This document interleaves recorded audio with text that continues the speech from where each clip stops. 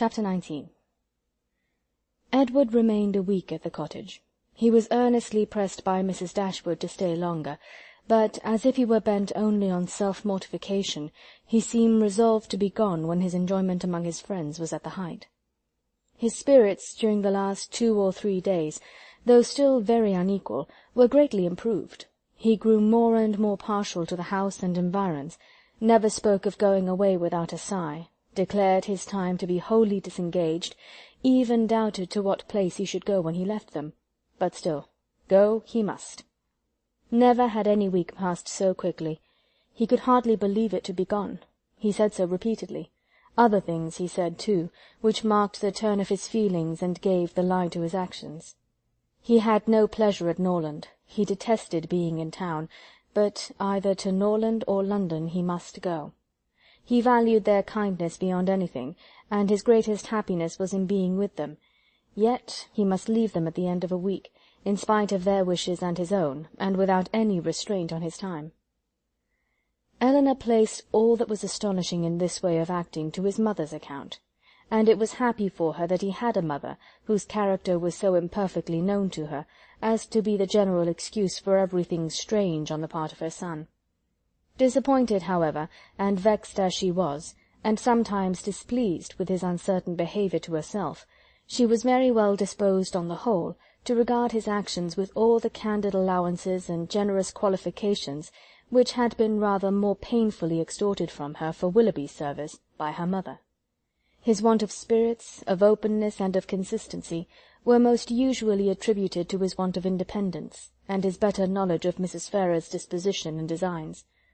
The shortness of his visit, the steadiness of his purpose in leaving them, originated in some fettered inclination, the same inevitable necessity of temporizing with his mother. The old well-established grievance of duty against will, parent against child, was the cause of all. She would have been glad to know when these difficulties were to cease, this opposition was to yield, when Mrs. Ferrars would be reformed, and her son be at liberty to be happy. But from such vain wishes she was forced to turn for comfort to the renewal of her confidence in Edward's affection, to the remembrance of every mark of regard in look or word which fell from him while at Barton, and above all to that flattering proof of it which he constantly wore around his finger. "I think, Edward," said Mrs. Dashwood, as they were at breakfast the last morning, "you would be a happier man if you had any profession to engage your time and give an interest to your plans and actions. Some inconvenience to your friends, indeed, might result from it. You would not be able to give them so much of your time, but," with a smile, "you would be materially benefited in one particular at least. You would know where to go when you left them." "I do assure you," he replied, "that I have long thought on this point as you think now. It has been and is, and probably will always be, a heavy misfortune to me that I have had no necessary business to engage me, no profession to give me employment, or afford me anything like independence. But unfortunately my own nicety, and the nicety of my friends, have made me what I am, an idle, helpless being. We never could agree in our choice of a profession. I always preferred the church, as I still do, but that was not smart enough for my family. They recommended the army. That was a great deal too smart for me. The law was allowed to be genteel enough. Many young men who had chambers in the Temple made a very good appearance in the first circles, and drove about town in very knowing gigs. But I had no inclination for the law, even in this less abstruse study of it, which my family approved.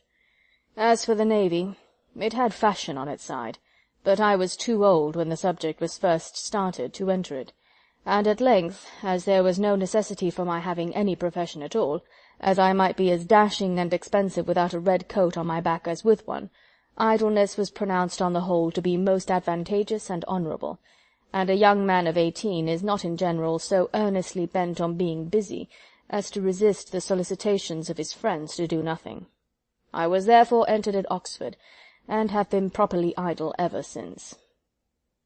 "The consequence of which, I suppose, will be," said Mrs. Dashwood, "since leisure has not promoted your own happiness, that your sons will be brought up to as many pursuits, employments, professions, and trades as Columela's."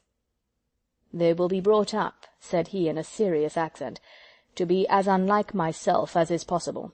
in feeling, in action, in condition, in everything. Come, come, this is all an effusion of immediate want of spirits, Edward. You are in a melancholy humour, and fancy that anyone unlike yourself must be happy.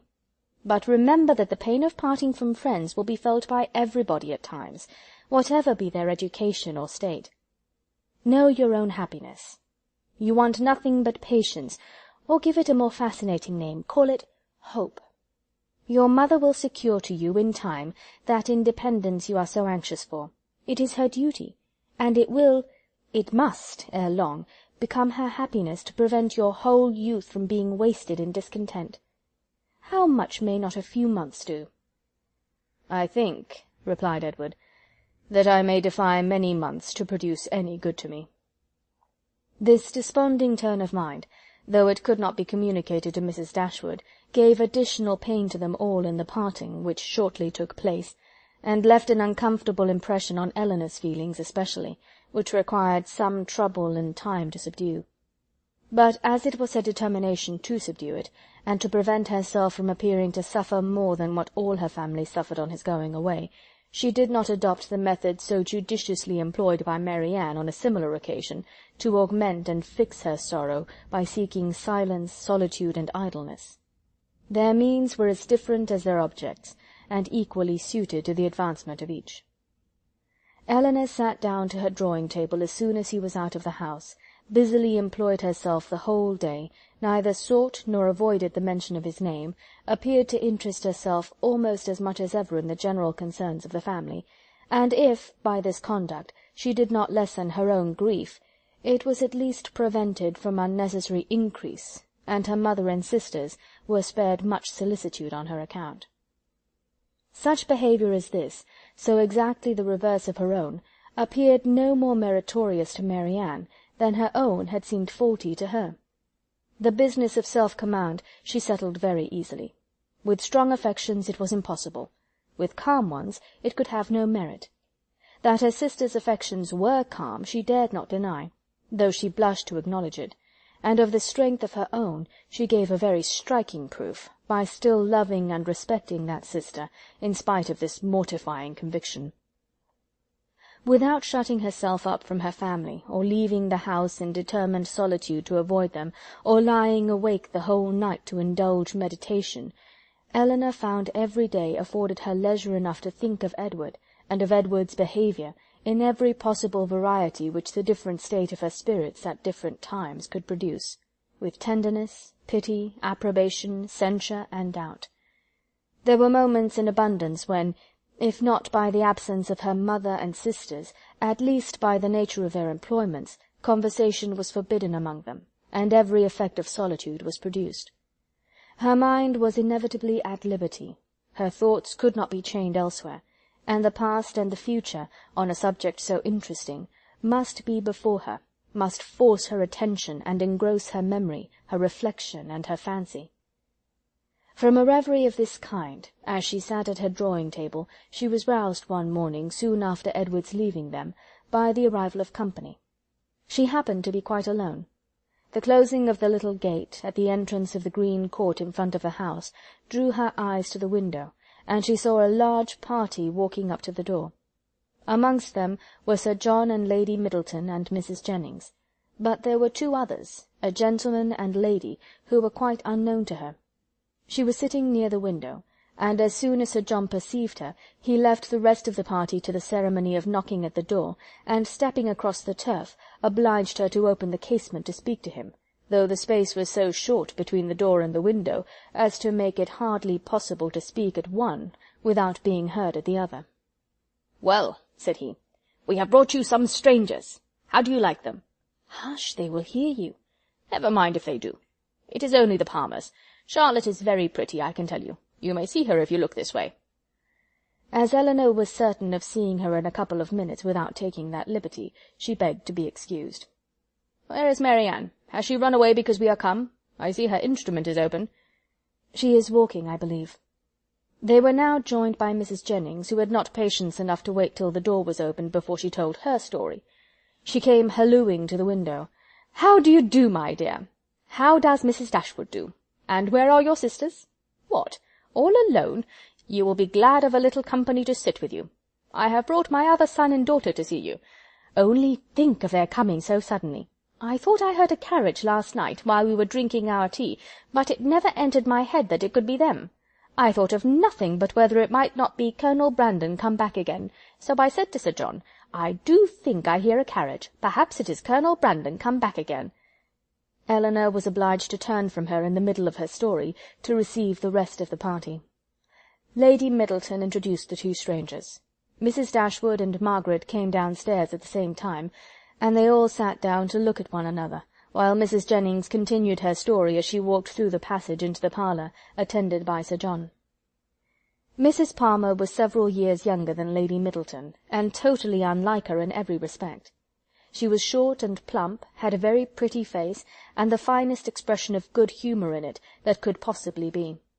Her manners were by no means so elegant as her sister's, but they were much more prepossessing. She came in with a smile, smiled all the time of her visit, except when she laughed, and smiled when she went away.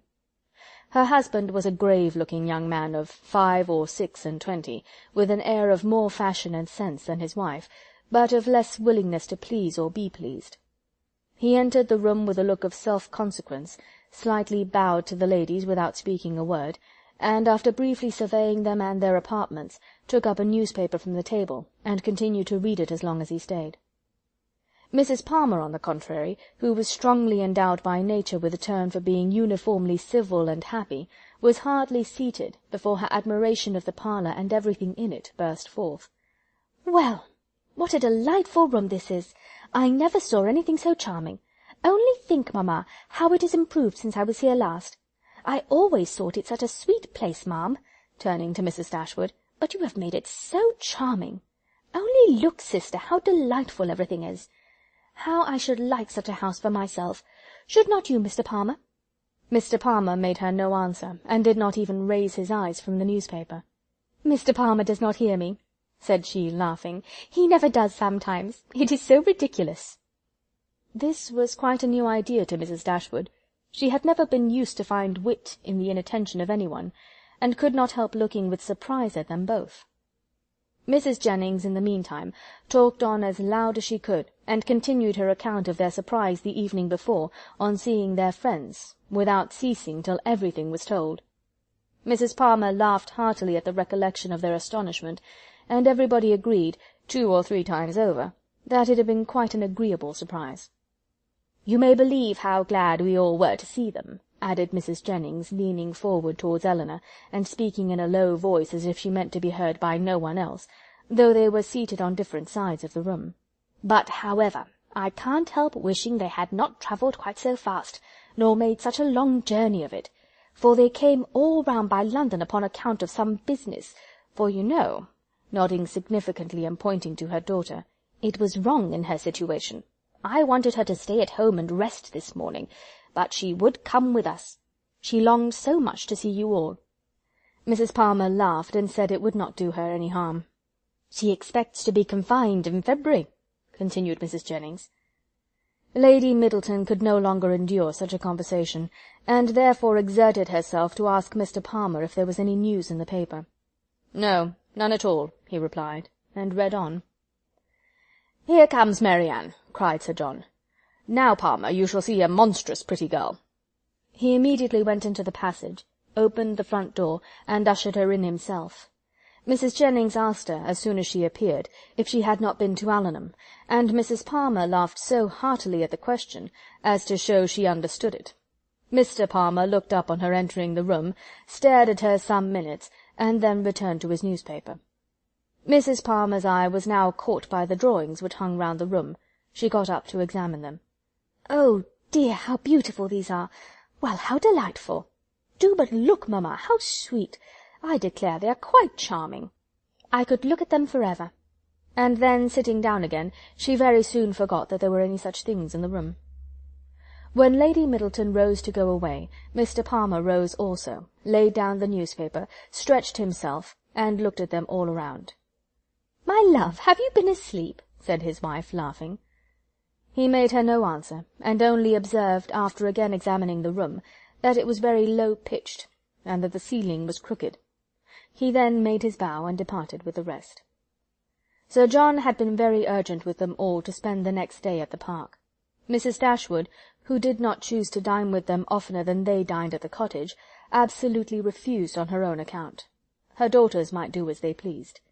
But they had no curiosity to see how Mr. and Mrs. Palmer ate their dinner, and no expectation of pleasure from them in any other way.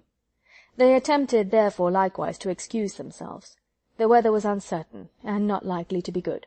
But Sir John would not be satisfied. The carriage should be sent for them, and they must come. Lady Middleton, too, though she did not press their mother, pressed them. Mrs. Jennings and Mrs. Palmer joined their entreaties. All seemed equally anxious to avoid a family party, and the young ladies were obliged to yield. "Why should they ask us?" said Mary Ann, as soon as they were gone. "The rent of this cottage is said to be low, but we have it on very hard terms, if we are to dine at the park whenever anyone is staying either with them or with us." "They mean no less to be civil and kind to us now," said Elinor, "by these frequent invitations, than by those which we received from them a few weeks ago. The alteration is not in them, if their parties are grown tedious and dull. We must look for the change elsewhere." Chapter 19